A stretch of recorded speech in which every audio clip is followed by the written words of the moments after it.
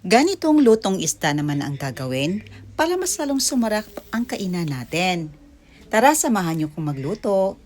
So before that, kumuha muna tayo ng niyog. Yung gulang na niyog ang ating gagamitin dito kasi maggata tayo.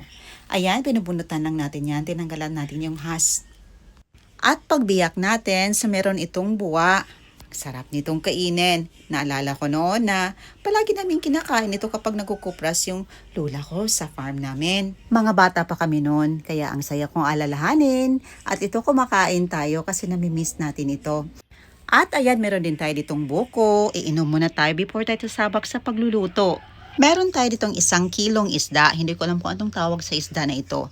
Kaya mga 1 kilo ito at nabili natin. So ayan, nilagyan lang natin ito ng asin at saka ang ating white ground pepper kasi wala tayong pamintang durog na available. Ayan, lulutuin natin ito sa kahoy kasi masarap talaga ang luto dito at iwan ko ba bakit masarap ang luto sa kahoy.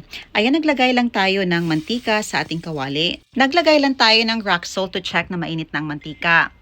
At kapag kumulo na, ilagay na natin ang mga isda. Pipertuhin na natin ito. After a few minutes, balik rin na natin ang kabilang bahagi nito para maluto naman ang other side nito. Hayaan lang natin and mga ilang minuto, ito na ready na. Kukunin na natin ang ating mga isda. Ulitin lang natin hanggang sa maprito natin lahat. And while waiting, so maghiwa muna tayo ng mga spices. So ang gagamitin natin dito is luya lang at saka ang ating sibuyas or onion.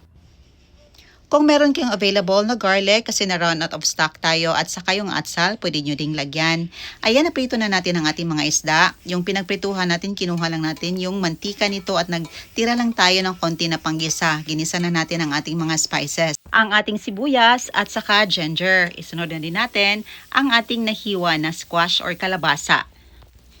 Itansya nyo lang kung gaano kadami inyong ilagay at nag-ada din tayo dito ng second piga na gata.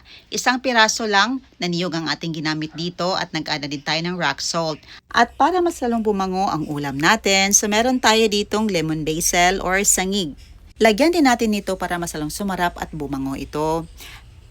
Ayan, tinakpan lang natin ang ating kawali and after a few minutes na luto na ang kalabasa, ilagay na natin ang first piga na gata. Timplahan natin ng seasoning na nakasanayan natin. Pwede kang maglagay dito ng patis or fish sauce. Pero sa atin wala tayong available, so ito na lang ang nilagay ko. Yung sauce ng bangoong kasi pang pasarap ito.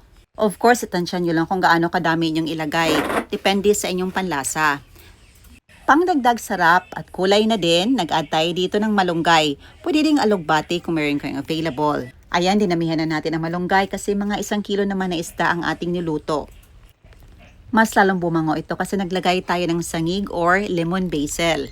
Napakasarap nito sa sinabawang gulay. Siyempre, tikman natin kung sakto na ba ang lasa. Isa din na tayong ipares ito sa mainit na kanin.